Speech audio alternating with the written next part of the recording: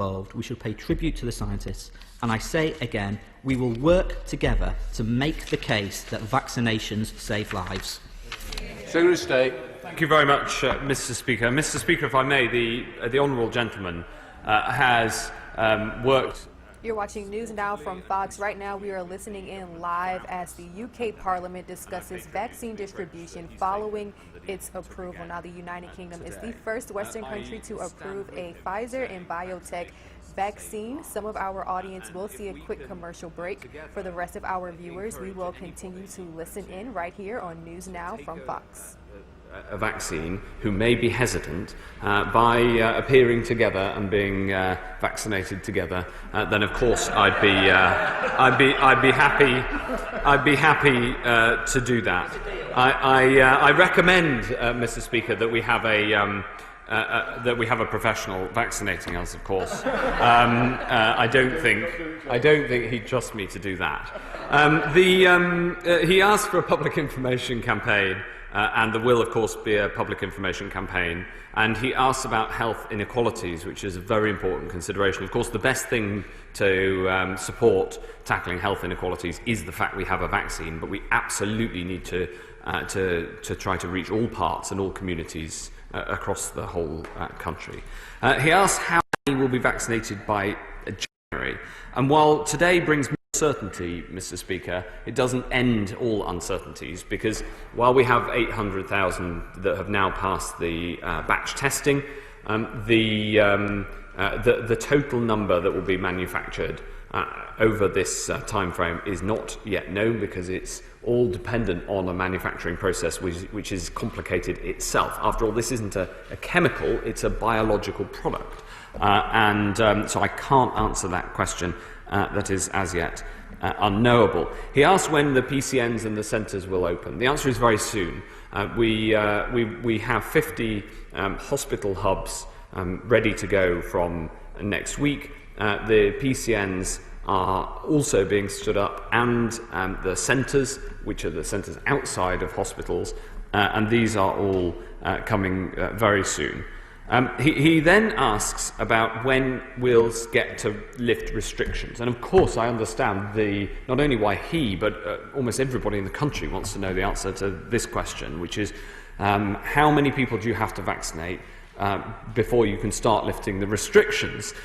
And the answer to that is that while we know that the vaccine protects you as an individual, with a 95% efficacy, we do not know the impact of the vaccine on reducing the transmission, because of the problem of asymptomatic transmission, which has been so bedeviled our response to this virus and made it so hard to tackle. Therefore, we don't know the answer to that question. But what we will do is follow the same 5 indicators that we were discussing at length yesterday, which are the indicators of the spread of the disease. We'll look at the cases, the hospitalizations, and of course the number of people who die with COVID.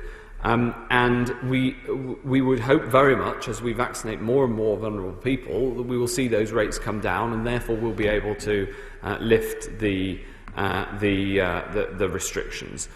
So we will have to see how the vaccination programme impacts directly on the epidemic, and then, of course, move as swiftly as we safely can to lift the restrictions that we all want to see gone.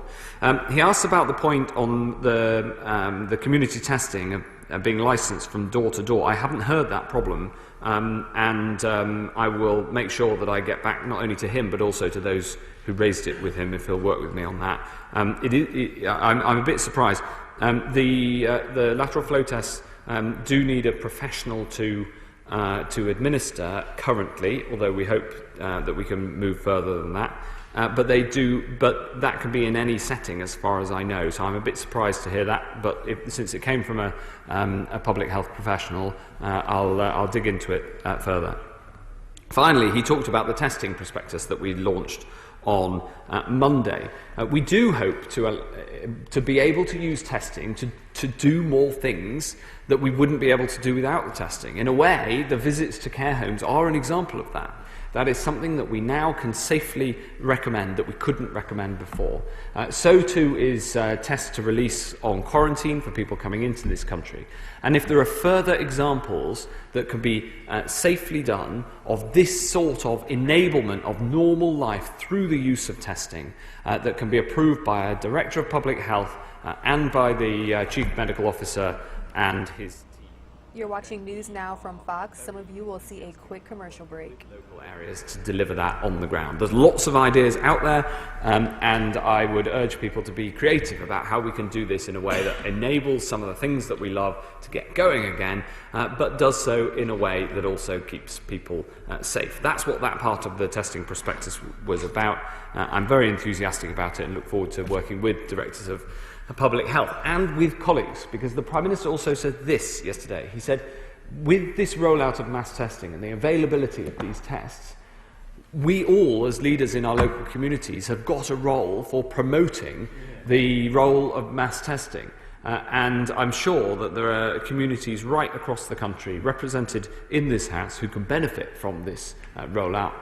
There's many people looking around the chamber right now who have already approached me, Mr. Speaker, not just in Lancashire, and I will, and I look forward to working with colleagues right across this House to promote this public health message, amongst all the other important public health messages that we have to promote. Not least that if the NHS phones you up or sends you a letter and says that there is a vaccination slot open to you, then just say yes. Sir Bernard Jenkins. Thank you, Mr. Speaker. And can I congratulate my right honourable friend on this moment and the government for the news about the Pfizer vaccine. But please can we continue to have increased honesty about what we still don't know, that we don't know how long the immunity will last. We don't even know if you are vaccinated whether you can still transmit the disease. And of course, we don't know if Tier 2 will actually succeed in bringing the R rate down. And until we can answer those questions, we still need maximum effort behind contact tracing and isolation of virus spreaders. Councils like Essex need daily access to all the positive cases recorded by NHS Test and Trace immediately and without delay in order to make their own operations effective. So why are they having to wait 48 to 72 hours before they get the data?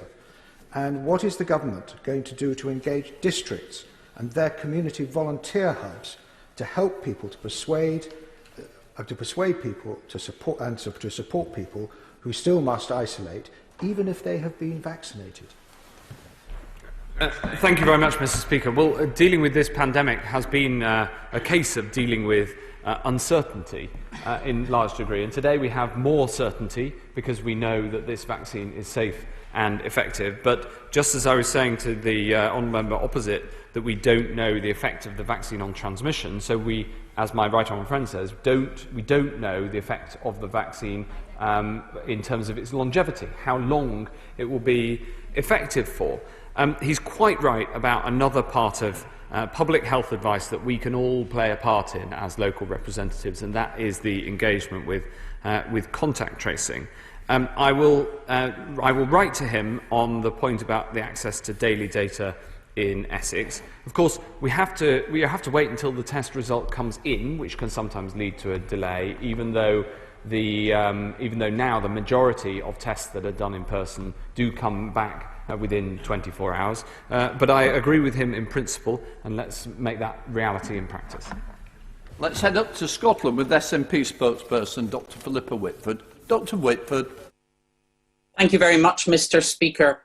As chair of the all-party group on vaccination, I absolutely welcome the authorisation of the Pfizer vaccine and would echo the Shadow Secretary's call for a public health campaign to encourage uptake.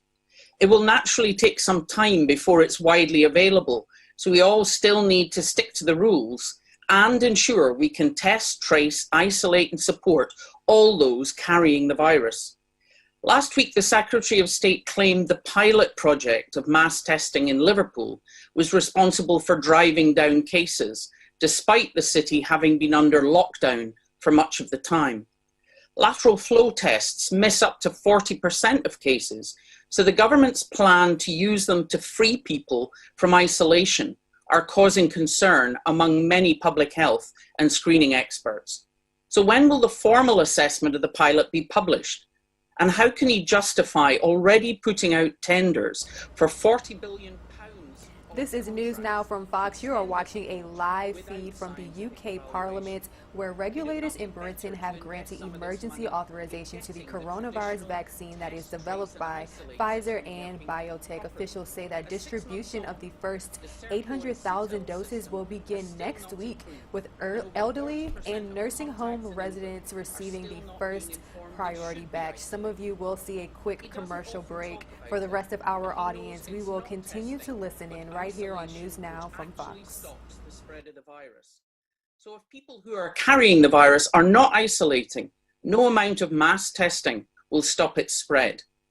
When I raised the King's College report last week that less than 20% of cases and only 10% of contacts were isolating, the Secretary of State claimed the government has data showing much higher compliance. So can he tell us the figures for isolation rates for those with COVID and their contacts?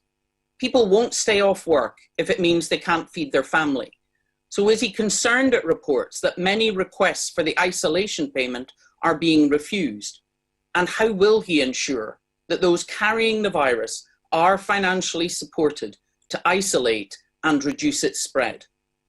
Thanks very much. Well, the honourable lady says that I don't talk about contact tracing very much. I was literally answering a question on contact tracing in the previous intervention, Mr. Speaker. I talk of little else.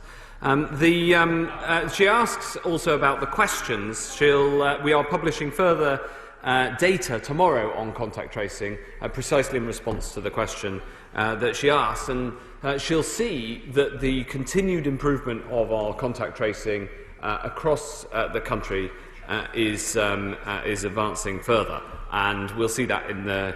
I can't say any more than that because the figures aren't released until tomorrow. She asked about scientific evaluation. Absolutely, we're constantly scientifically evaluating the work that's going on, especially in Liverpool. That's one of the things that the scientists who work as part of my team and who work in NHS Test and Trace and work in Public Health England, that's one of the things they do. It's a matter of constant scientific evaluation. But what we won't do is wait ages after something has finished to then do an overly long evaluation. What we do is we have to evaluate as we're going along, and we have to do that because we're constantly trying to improve the response to this pandemic, and we're constantly trying to learn. And I would urge her to support the approach of constant learning and constant improvement. We're going to have to do that through the rollout of the vaccine too. She shakes her head, but that's how you have to deal with a pandemic in practice. Chair of the Select Committee, Jeremy Hunt. Mr. Speaker, this is a huge personal triumph for the Health Secretary, who has always backed the science, and in choosing and backing on behalf of the country the first vaccine to prove efficacious, he has scored a massive goal for the country. He deserves great credit for that, and it will also have global significance. I was in a meeting with the World Health Organization this morning, who congratulated the UK on being the first country to approve a vaccine, because it will help encourage other countries around the world to approve vaccines faster. I want to ask him, if I may, about something different, which is the plight of people with learning disabilities. He will know that Public Health England say that they are 2 to 4 times more likely to die from COVID, and the news that he's given this morning about people in care homes is tremendously welcome. But people with learning disabilities often feel that they are forgotten, particularly if they're in supported accommodation. And I wonder whether he could redouble his efforts to make sure that they too are able to be reunited with their families ahead of Christmas. Well, my right honourable friend is gracious and kind in what he says. And I welcome the comments from the World Health Organization this morning, who've supported the UK approach and commended, rightly, the MHRA, our independent regulator, who have followed all of the same steps that any regulator any high-quality regulator would and should and will.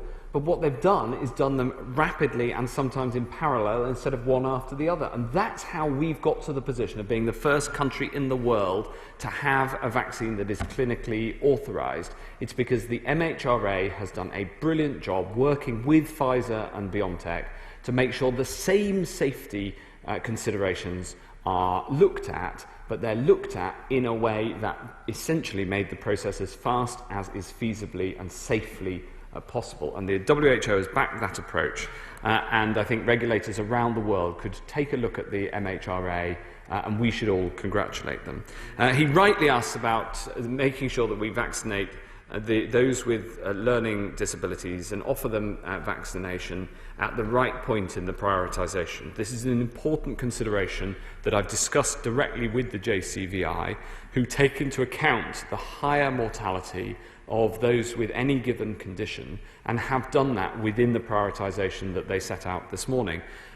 Age is the single biggest determinant of mortality from coronavirus. That's why age is the predominant factor in the prioritisation, but it's not the only factor. And so that has been considered by the JCVI, and I think it's very important that we accept and follow the JCVI advice as much as is practicable in the delivery and deployment of this vaccine. Munira Wilson. Madam Deputy Speaker, and it is indeed a fantastic day. And could I add my thanks and congratulations to everybody who's been involved in getting us to this point, not just in the UK but worldwide, because this is a great example of global scientific collaboration.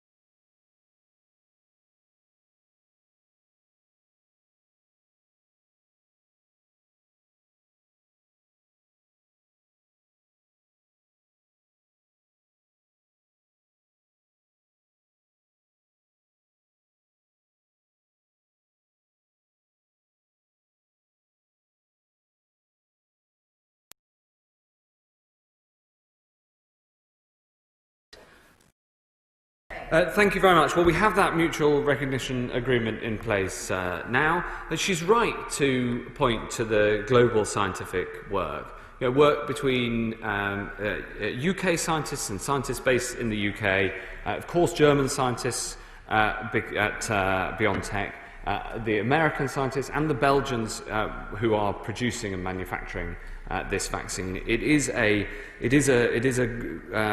approach that has been about people coming together right around the world, and the UK has put more into the global search for a vaccine in cash terms than any other country. Despite our medium size as a nation, we have been the most generous, and I'm really proud of that. Lee Anderson. Thank you, Madam Deputy Speaker. It's great news about the vaccine, and on behalf of the residents of Ashfield and Eastwood, a big thanks to the Health Secretary, the scientists and the pharmaceutical companies. The small businesses in Ashfield and Eastwood have taken a massive financial hit during lockdown, despite doing their very best to be COVID secure. Meanwhile, supermarkets have recorded record profits. I've received lots of complaints this week from customers and staff at local supermarkets who say the stores are overcrowded and not COVID safe, and this is happening all over the country and is unfair to the small businesses who have been hit the hardest. So whilst the UK is being vaccinated, in the run-up to Christmas, traders in my constituency will do their very best to beat the virus. So could my right honourable friend please remind the supermarket executives that they have a duty to protect their staff, customers, our NHS and the whole of the UK in order to beat the virus and get our lives back. Yes, Madam Deputy Speaker, I'm very happy to remind from this dispatch box the supermarkets of their responsibilities to follow COVID-secure guidelines and ensure they're in place for their customers and their staff. And I also want to pay tribute to the honourable gentleman for standing up for the small businesses of Ashfield. It is tough in Ashfield at the moment, I get that. We have the restrictions in place only because they are absolutely necessary. And I know that he understands that, and he's a strong voice for the small businesses of Ashfield, and indeed all of the residents of Ashfield in this chamber. Jim Shannon. Deputy Speaker, can I also, what a joy it was to see in the news at 7 o'clock this morning, the news being broken, and see the Secretary of State as well. I'd like to put on record my thanks to the Secretary of State and all his team for making this happen, and thank you. Is the Secretary of State aware that there are still those who are unable to access their flu vaccine? What steps have been taken to ensure that the flu vaccine rollout is completed before the Corona programme begins? And what discussions has the Secretary of State had with the Northern Ireland Assembly to provide vaccines and, more importantly, the rollout for our vulnerable and frontline key workers? Thank you. Well, I'm grateful.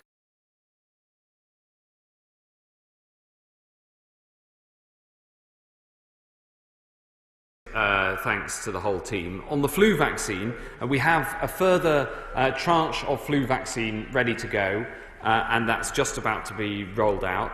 Making sure that we get flu vaccine available right across the UK is very important. It's an issue that Robin Swan, my opposite number in the Northern Ireland administration, and I have worked on extensively, and he is incredibly diligent in ensuring that we get the flu vaccine rolled out to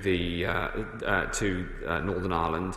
There is an interaction between, of course, the massive flu vaccine rollout programme, which the NHS does every year, but this year is bigger than ever, and at the same time having to do a COVID vaccine rollout. We've taken that into account in the plans. And in fact, before the announcement at 6:30 this morning, I was talking to Robin Swan on the phone, which shows how hard-working he is. Raymond Chiston. Madam Deputy Speaker, I thank the Secretary of State for all his hard work and congratulate him, the Government and all the scientists on the approval of the vaccine. The Secretary of State will know that Medway and neighbouring Swell, both of which are served by Medway Hospital in my constituency, are currently recording the first and the second highest COVID rates in the country. And parts of Gillingham are recording rates as high as 753 per 100,000 people. I thank the Secretary of State for listening to representation from my local authority and myself and other local MPs for providing military aid assistance on rapid testing to Medway. The Secretary of State also knows Medway has some of the highest health inequalities in the country, and health inequalities are linked to high rates. Will you join me and pay tribute to the fantastic work of the hospital and its staff in helping local residents? Yes, I will, Madam Deputy Speaker. And there is a very significant problem with the epidemic in Medway and North Kent. And I know that my honourable friend is very concerned about this. I pay tribute to those working on the front line at Medway Hospital, which is one of the most pressured hospitals in the country at the moment, and also thank other parts of Kent and other trusts across Kent for providing mutual aid. We've got to get this virus under control in Medway and across North Kent. The way to do that is for everybody to abide by the Tier 3 restrictions and to do everything they can to ensure they don't pass on the disease. And then we can get these cases coming down. We are also, at the same time, going to inject a huge number of tests into Medway. We're working closely with Medway Council on this, and we will be using the armed forces to help make it happen, because we've got to get this virus under control in Medway. Tracy Braben. Thank you, Madam Deputy Speaker. And can I add my thanks as well to the scientists, but also to the volunteers who put their own health at risk so that we could beat this pandemic. In my constituency, we've been under quite enhanced restrictions for many, many months now. And the community has worked with the councils and others. And finally, we've had a drop in infections of 41% in the last week. But we need to go further to get out of restrictions. And part of that is mass testing. So can the Minister clarify my understanding that mass testing, you get £14 per person per head for mass testing, but you don't get those boots on the ground from the army. You get logistical advice and support and not physical help. We can't do mass testing on the cheap. So can the Minister confirm that he will give the resources to the councils? And is mass testing going to roll out before February 2021? They are discussing oh yes, Madam Deputy Speaker, mass testing is rolling out as we speak. My team have been working with Kirklees Council to make ensure that their enthusiasm for mass testing is matched by the resources that come their way, both in terms of the tests themselves and in terms of the financial support, as you said, £14 per test, and the logistical support from the armed forces. So I think that Kirklees' plans are very advanced. I pay tribute to their leadership and look forward to working with them to make it happen. Order. I do want to be able to get everybody in, but we are getting a little behind schedule. So I would ask for succinct questions. Thank you. Goga Mahindra. Thank you, Madam Deputy Speaker. Can I firstly congratulate the Secretary of State and our government for the brilliant work they've done in making sure that we were the first country in the world to have a vaccination approved. I think it's worth repeating, Secretary of State, if you may, the criteria and the pecking order to do with the 800,000 doses. A colleague of mine, Councillor Bentley, always says people need to hear things at least 8 times before they embed it. So can you take this opportunity to do so?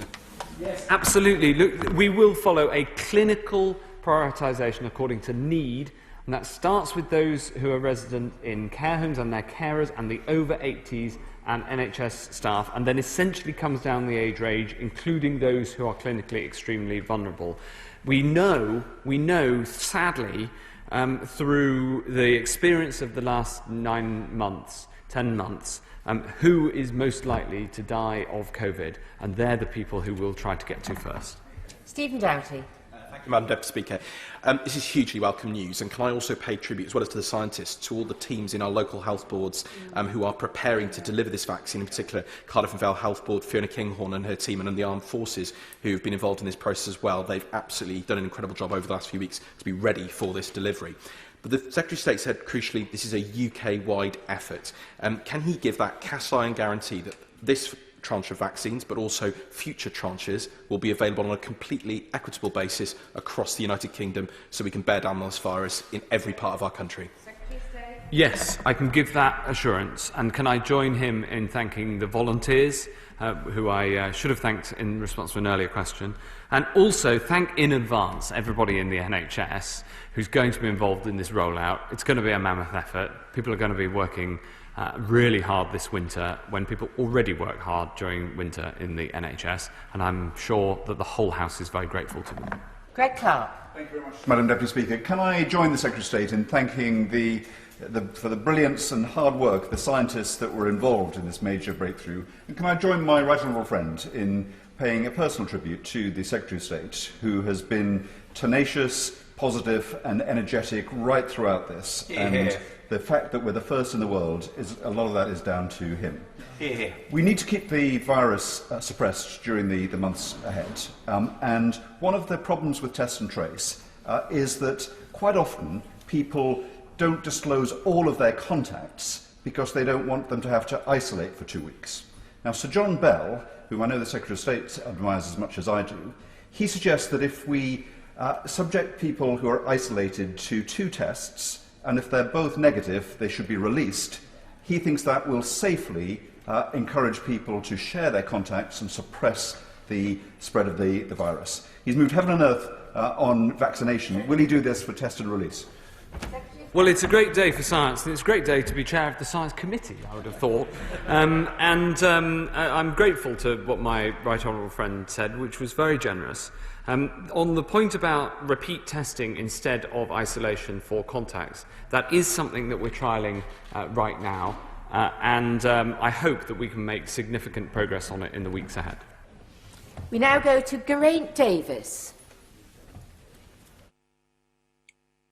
Madam Deputy Speaker, thank you. Last Tuesday, the Prime Minister reassured me that government guidance would stop non-essential travel out of areas in Tier 2 or Tier 3 into less infected areas. However, the guidance, in fact, says that if you live in Tier 2 areas, you must continue to follow the Tier 2 rules when you travel to Tier 1 areas, which means you can travel from higher to lower infection areas, including to Wales. So will the Health Secretary update the guidance to comply with the Prime Minister's advice to stop non-essential travel from higher to lower infected areas ahead of the vaccine?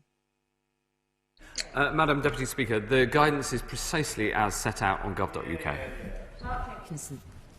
Thank you, Madam Deputy Speaker. Can I place on record my thanks to Kate Bingham and the Vaccines Task Force, as well as all government departments that have played their part in this welcome announcement, particularly that of my right honourable friend. Does my right honourable friend agree that as community testing and vaccines are rolled out throughout the winter and into the spring, the need for even localised restrictions will gradually reduce and life can begin to something closer to normality for my constituency in Workington?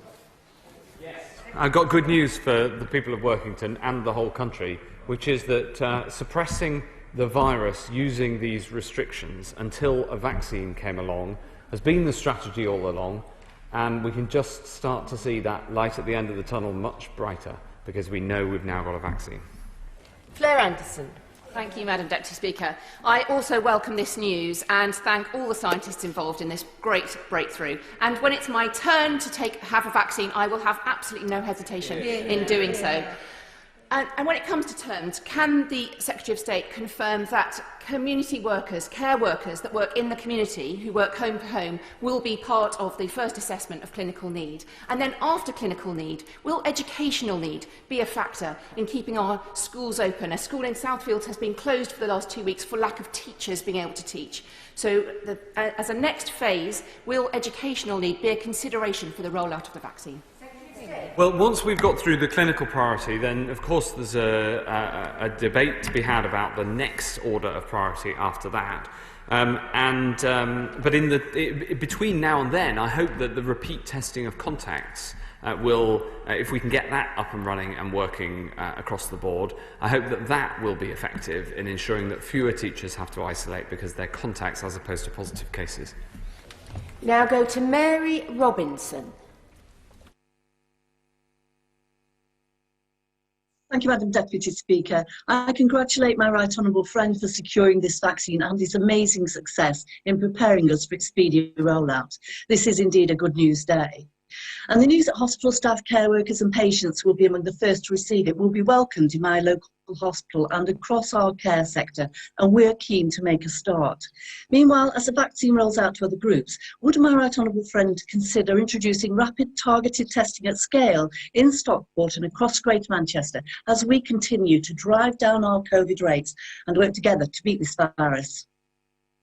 Yes, I will. Let's work together and make that happen with Stockport Council as well, and try to get those rates right down even further than they already are. We now go to Caroline Lucas. Thank you, Madam Deputy Speaker, and I echo the congratulations to all involved with the good news about this vaccination. Last week, I asked the Secretary of State to publish the modelling he has on the effect of relaxing the rules over Christmas on transmission of COVID-19. Yesterday, I was told that it was not possible to answer yet. Now, that seems quite extraordinary. Has the Secretary of State been given an estimate of how many additional deaths are likely to be caused by the loosening of restrictions over Christmas? If he knows the answer, I ask if he could tell us that now. And if he doesn't know the answer, why would he be making such a major decision without any idea of the number of deaths that could result? Thank you very much, Madam Deputy Speaker. We have to make judgments based on what is right and balancing the different considerations that you have to take into account, including the yearning that many, many people have to come together at Christmas and try to find a balanced way through. We did that working with the devolved authorities, and I'm very glad that we came to a UK-wide approach to Christmas, taking into account all the considerations that were necessary. Greg Smith.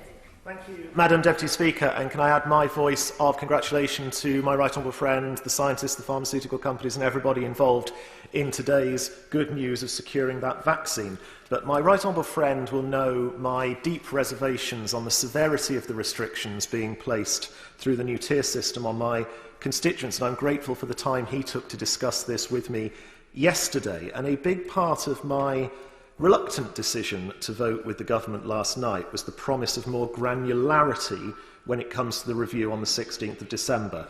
Can he therefore confirm that the Buckingham constituency can be considered if the numbers continue to come down to be in Tier 1 before Christmas? Yes, I enjoyed the conversations that I had with my honourable friend on the approach to the division lobby, and I can confirm the answer to his question is yes. Rachel Maskell. Madam Deputy Speaker, I also congratulate the scientific community on their achievements today. But will the Secretary of State look with precision at the York model of delivering contact tracing? It's been a phenomenal story where precision contact tracing interviews has reduced that rate right down. They need the information on day one, not after 48 hours, which is being held back, but they also need to ensure that they get payment and support for people isolating. It works. So will the Secretary of State now follow that model? Not only follow the model, we'll promote it. The link between the local authority and the national system in York has indeed had the effect that she rightly describes, and the teamwork between the two has meant, I was looking at the figures this morning, that the figures in York are coming right down, pay tribute to everybody in York, and it's an example of the national and local systems working together. We've got to get the case rates right down all the way across North Yorkshire, Madam Deputy Speaker, and indeed everywhere in Yorkshire, and I'm sure that we can. Withdrawn, so straight to Stephanie Peacock. Thank you, Madam Deputy Speaker. Barnsley has fewer GPs than areas down south, so can the Secretary of State explain his plan to make sure that places like my constituency are not left behind in the rollout of the vaccine? Yes, of course. GPs, as well as pharmacists and the hospital hubs and the vaccination centres, are the three routes to getting a vaccine, and we'll do it through the primary care networks, which are groups of GPs, and we'll make sure that it's equitable right across the country. It's so important, not only between England and the devolved nations, but within England, having the rollout fair right across the land. Dr. James Davis. Thank you, Madam Deputy Speaker. It certainly is extremely good news on the vaccination announcement today. My right honourable friend has already outlined that there will be equitable provision of the vaccine across the United Kingdom. Will he do the same for community mass testing? And will he outline the logistics involved in getting both the vaccines and those community mass testing kits to Wales? Thank you. Yes, as a GP, my honourable friend understands this area more than most, and we are working with the Welsh administration to try to get community testing throughout Wales. We're working in Merthyr Tydfil right now to get the case rates down in Merthyr, and I'm very happy to work with him and with the Welsh administration and local councils to try to make sure that we can get those case rates down wherever we can. Now go to Martin Day. Thank you, Madam Deputy Speaker. As we await the welcome rollout of a vaccine, test and trace remains vitally important. And in Scotland, over 90% of cases and contacts are being reached, whereas in England, with reliance on Serco, it has barely seen 60% of contacts reached, far lower than needed to meaningfully limit the spread of COVID. So can the Minister advise what clauses are within the contracts regarding this failure to deliver, and what is he going to do about it? I would just gently advise him and other SNP members not to try to make this comparison, because I've looked into this in some detail when somebody else raised it, and it turns out that the figures are only comparable if you strip out finding the contacts in places where it's easy to get the contacts like care homes, because everybody who lives there you can easily account for. And so comparing apples and pears like this is not sensible, it's not right, and trying to drive a wedge between the public and private elements of the provision of this system, which, by the way, they have in Scotland as well, I think that's a mistake. Thank you, Madam Deputy Speaker. I would also like to thank everyone involved in today's... For some